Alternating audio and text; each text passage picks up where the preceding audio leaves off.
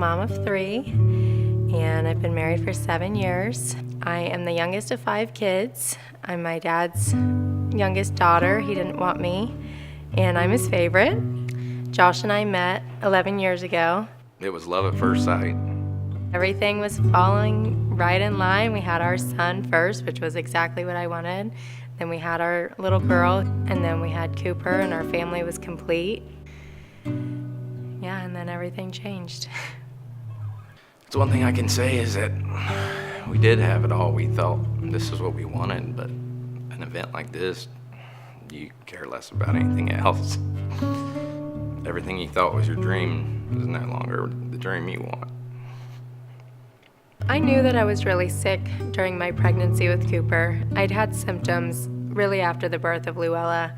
I started having a lot of dizziness, and I was lightheaded all the time. So I finally went to an urgent care, and the urgent care doctor kept telling me that it sounded like I had asthma. He couldn't imagine that I had not been diagnosed with asthma before. So he did an x-ray to rule out pneumonia, and it showed that my heart was enlarged. I made a cardiology appointment that next Monday. I was like, I'm not messing around anymore. Somebody's gonna figure out what's going on. I've been sick for too long. I went to the cardiologist appointment, and as soon as he walked in, he looked at me and said, "You're too young to have something wrong with your heart."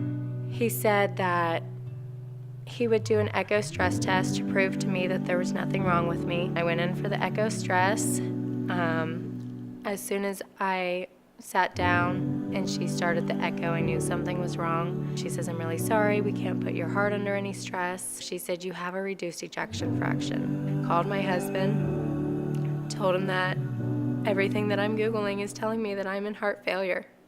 And if my number's above 30%, that I can recover from this. I knew something was wrong.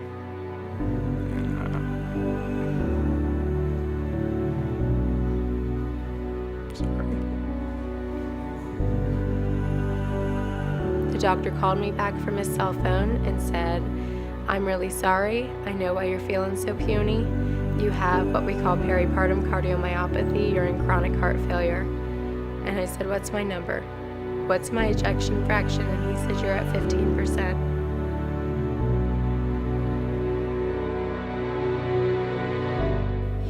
My husband was on the porch, and he was just sobbing uncontrollably. And to see your husband cry is absolutely one of the hardest things, because you know that it's serious then. You know that you're not just being dramatic anymore. This is serious. I'm a mechanic, so I can fix just about anything. This I can't fix. There's nothing I can do.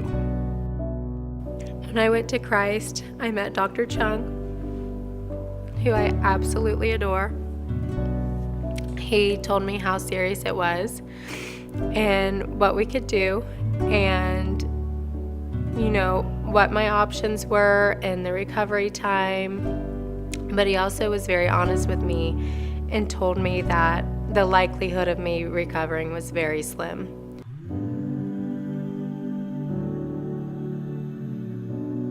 I'm strong, and when you have kids, you do what you have to do, and you get better, because at the end of the day, all I'm asking for is more time to raise my kids. Worst case is I crash and I don't get any better. They hook me up to an LVAD in the hospital and I wait for a transplant. Best case, I live like this for 20 years. I stay on medications, I take care of myself, I eat healthy, I exercise, and my heart holds out. And then I worry about, in 20 years, what's going to be different then? What has research and funding gotten us then? When I look at my kids, all I think about is if I'm not there on their wedding days, and the day they graduate, and the day that they have kids. When you have kids, your mom is like your number one person that you depend on, and I don't have that, so I need my kids to have that. I need Luella to, have her mom. Hopefully, people continue to support the vision of the American Heart Association. I'm 30 years old, and I really feel like there's hope that with research and funding that is just going to keep getting better, and there's going to be a light at the end of the tunnel. I'm just trying to fight for the future and fight to raise my kids and make a difference and raise awareness so women know that this can happen, that you can look perfectly healthy on the outside and be dying on the inside. My vision for the future is that, things get better. Her heart can last long enough till technology catches up and, something can be done. I just am trying to get every last beat out of this heart that I can get out of it before I trade it in for something new. I have high hopes that the American Heart Association's research will make my vision a reality.